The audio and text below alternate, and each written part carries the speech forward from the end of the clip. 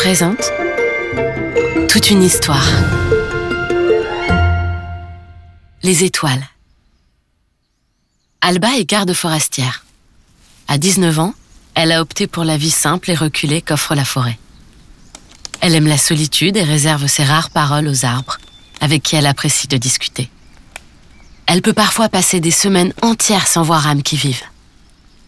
La forêt est immense.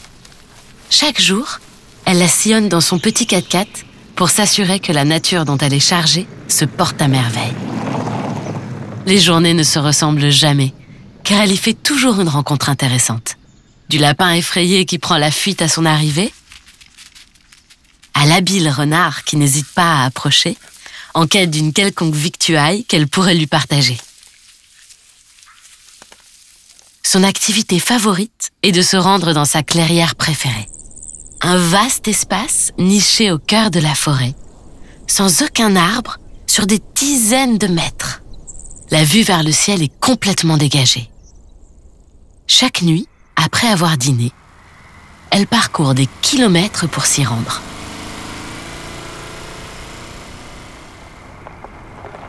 Elle y gare son 4x4, y place des couvertures à l'arrière et s'allonge dessus pour plonger son regard dans la nuit étoilée. Elle peut rester des heures à observer le balai d'étoiles filantes, parcourant cette mer noire infinie. Le spectacle y est somptueux.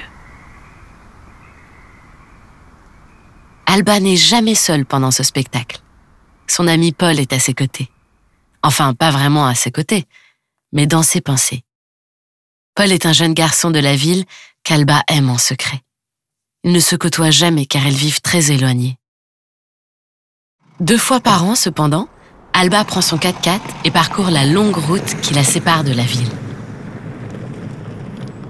Elle s'y rend pour faire les provisions qui lui permettent de vivre ensuite le reste de l'année dans la forêt.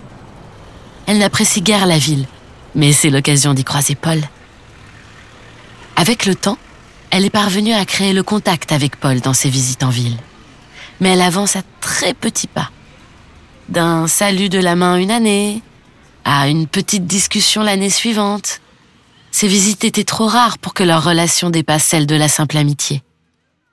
Paul est très gentil et n'hésite pas à l'aider à ramasser ses provisions quand elle en a pris un peu trop et qu'elle déborde de sa voiture.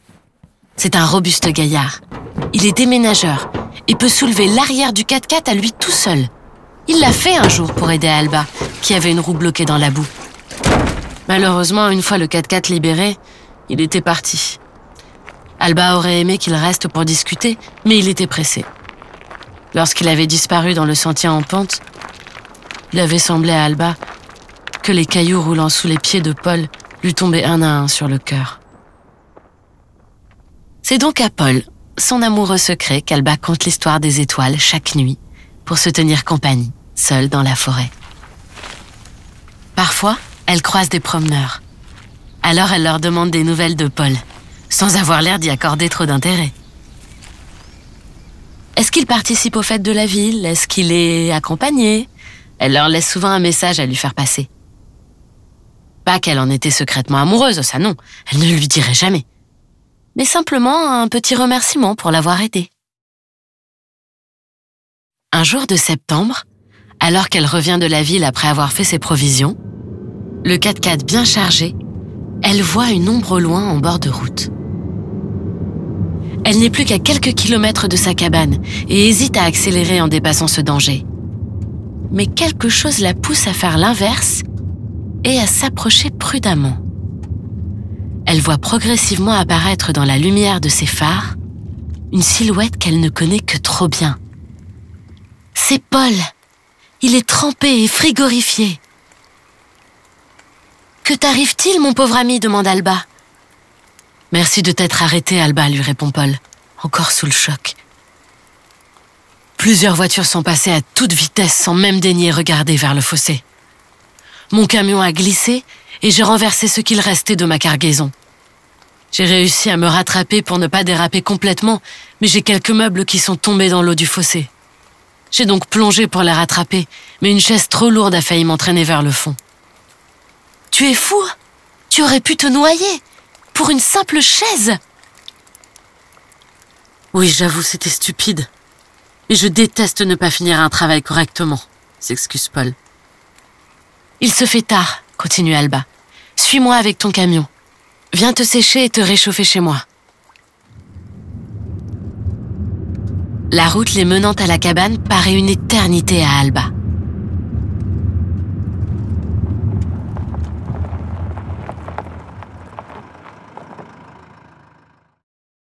À leur arrivée, elle est toute émue que son ami Paul découvre l'endroit où elle vit.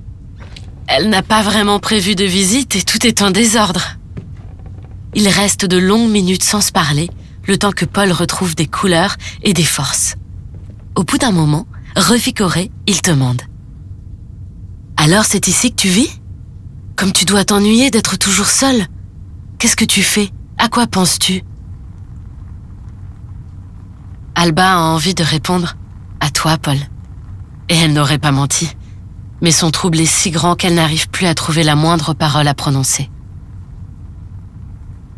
Devant le silence d'Alba, Paul continue. « J'ai remarqué que tu ne parlais pas trop aux gens de la ville. Je peux comprendre que tu aimes vivre ici où tu n'es pas obligé de le faire. Moi aussi, parfois, j'aimerais m'éloigner de tout le monde. » Pour seule réponse, Alba l'invite à la suivre. Elle prend toutes les couvertures qu'elle possède, puis des paquets de cookies qu'elle vient d'acheter en ville.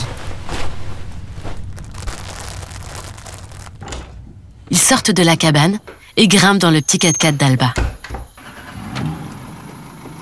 Elle roule, avec pour seul bruit celui de son moteur et les chants d'insectes et oiseaux nocturnes qui accompagnent leur route. Ils parviennent jusqu'à la clairière préférée d'Alba. Elle stoppe la voiture. Ils descendent tous les deux et viennent s'installer à l'arrière.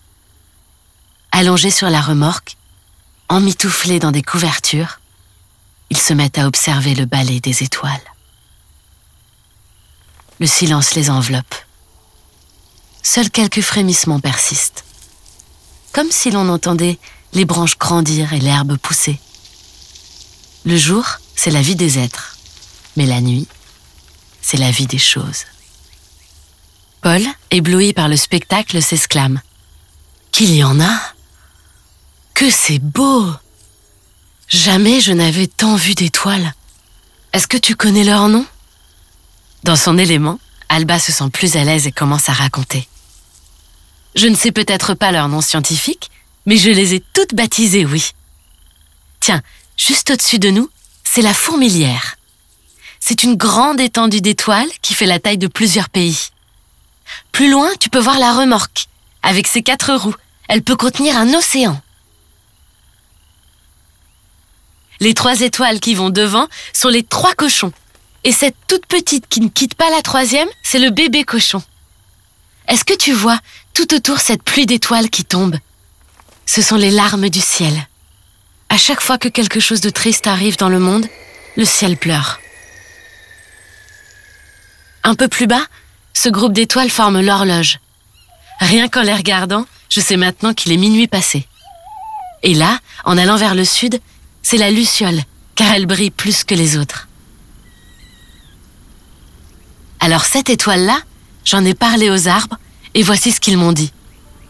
Il paraît qu'une nuit, la luciole, la fourmilière et les 3 cochons étaient invités au mariage d'une amie étoile. La fourmilière, plus pressée, est partie la première et prit la route par le haut. Tu la vois, là-haut, tout au fond du ciel ? Les 3 cochons, eux, ont coupé plus bas et l'ont rattrapée.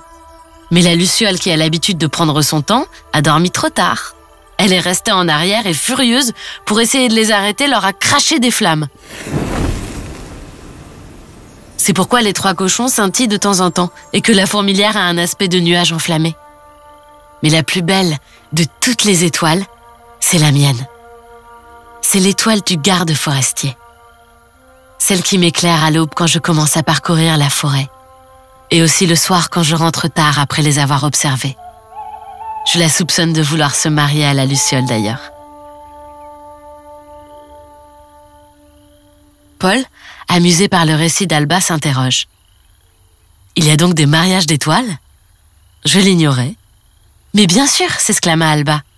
Sinon comment serait-elle toujours plus nombreuse? Tout à coup, un cri long, mélancolique parvient jusqu'à Paul et Alba. Au même instant, une belle étoile filante glisse par-dessus leur tête dans la même direction. Comme si le cri qu'ils venaient d'entendre portait la lumière avec lui. « Qu'est-ce que c'est ?» demande Paul à voix basse. « Un enfant qui vient de naître, quelque part, » lui répond Alba. Paul reste un moment silencieux, puis il dit « C'est donc ça qui te retient dans cette forêt, Alba ?» Et elle lui répond « C'est un spectacle qu'il serait dur de ne plus avoir chaque soir. » Il reste encore de longues minutes à contempler les étoiles, jusqu'à ce qu'Alba sente quelque chose de doux peser légèrement sur son épaule. C'est la tête alourdie de sommeil de Paul qui s'appuie contre elle. Elle reste ainsi sans bouger de peur de le réveiller, jusqu'au moment où les astres du ciel deviennent plus pâles, effacés par le jour qui monte. Elle le regarde dormir, toujours un peu troublée. Autour d'eux, les étoiles continuent leur marche silencieuse. Elle se dit alors qu'une de ces étoiles, la plus belle, la plus brillante, a perdu sa route et est venue se poser sur son épaule pour dormir. Le lendemain, Paul repart en ville avec son camion. En le saluant, Alba se dit qu'elle ne le reverrait pas avant de longs mois, qui vont lui paraître une éternité. Une semaine plus tard, alors qu'elle est plongée dans son balai nocturne d'étoiles et quasiment en train de s'endormir, un bruit de moteur vient la perturber. Elle se relève et voit des phares approcher. Qui peut bien venir en pleine nuit perturber la forêt? Alba commence à être effrayée. Elle descend du 4x4 et va chercher un bâton lourd et dur pour se défendre en cas de danger. La voiture est en fait un camion. Il approche lentement de la clairière, puis s'arrête. La portière s'ouvre et une ombre massive en descend. Les phares du camion s'éteignent et Alba commence à deviner une silhouette connue. C'est Paul. Il s'approche, se plante face à elle et la prend dans ses bras. Alba lâche son bâton. Il lui chuchote à l'oreille. « S'il te plaît, Alba, j'aimerais que tu n'arrêtes jamais de me parler des étoiles. »